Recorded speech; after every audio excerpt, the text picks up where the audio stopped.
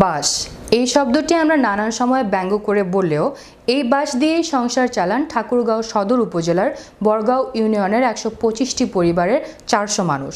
তবে প্লাস্টিকের ব্যবহার বৃদ্ধি ও বাঁশের দাম বেশি হওয়ায় বাঁশ শিল্পীদের মাথায় হাত।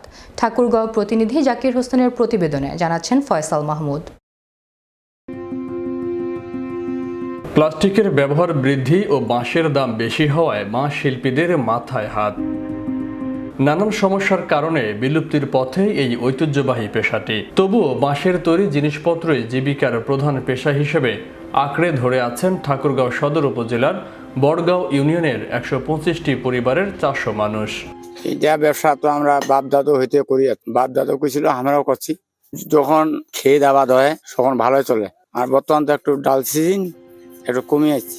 বাঁশ দিয়ে তৈরি বিভিন্ন শিল্প বাপ-দাদার পেশা হওয়ার কারণে অনেকেই অন্য পেশায় যেতে পারছেন না। আজও জীবিকা নির্বাহ করার জন্য সংগ্রাম চালিয়ে যাচ্ছেন তারা। এখন তো প্লাস্টিকের জিনিস বাইর হয়েছে, ওইটার জন্য আমার বেতাক না এখন কম, কোনোদিন বেতাক না হয়, কোনোদিন বেতাক না হয় না, তখন বাজার থেকে আমরা ঘুরে নিয়ে আসি। সরকারিভাবে যদি আমার অল্প বা নন যদি দেয়, অল্প সুদে যদি নন দেয়, তাহলে আমরা চলে বেরিয়ে খাইতে পারবো।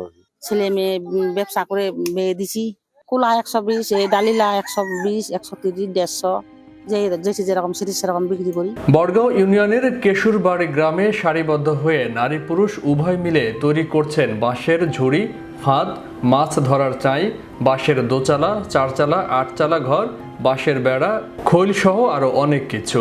তবে বর্তমান সময়ে বাঁশের দাম বেশি হওয়া ও অন্যদিকে পণ্যের দাম কম থাকায় তারা পড়েছে চরম বিপাকে। এগুলা তো আমাদের মোটামুটি জন্মগত ব্যবসা, বাপ দাদু ১৪ করেছে, এখন আমরাও করতে। এখন এই যে মার্কেটে কতগুলা প্লাস্টিকের অনেক কিছু জয় জিনিস আসে, আমাদের বাঁশের বেচা কেনার এই ব্যবসাগুলা একটু অচল হয়ে গেছে। বাড়ির পাশে বাঁশ কাটি, মাথায় ঢাকি বানাই, চাটাই বানাই, খাঁচা বানাই, আর জিহিরি জালাঙ্গা বানাই।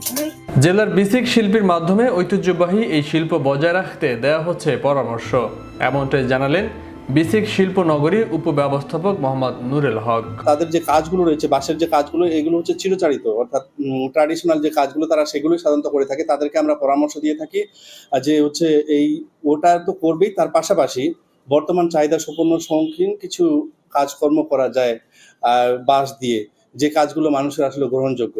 সেই কাজগুলো অবশ্য কয়েকজনে করা শুরু করছে ইতিমধ্যে। আর আমরা আশা রাখি যে তারা যদি এই কাজ, তাদের ট্র্যাডিশন কাজের পাশাপাশি তারা এই বর্তমান শৌখিন কিছু পণ্য তৈরি করে থাকে, তাহলে তার বাঁশ পণ্যটা তারা টিকিয়ে রাখবে এবং এটা ভালো চলবে। তাদের ঋণের কোনো অসুবিধা হবে না।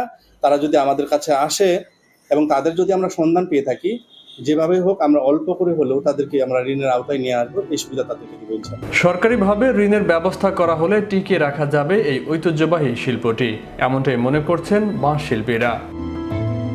ফয়সাল মাহমুদ, বিশ্ব বাংলা 24 ন্যাশনাল ডেস্ক।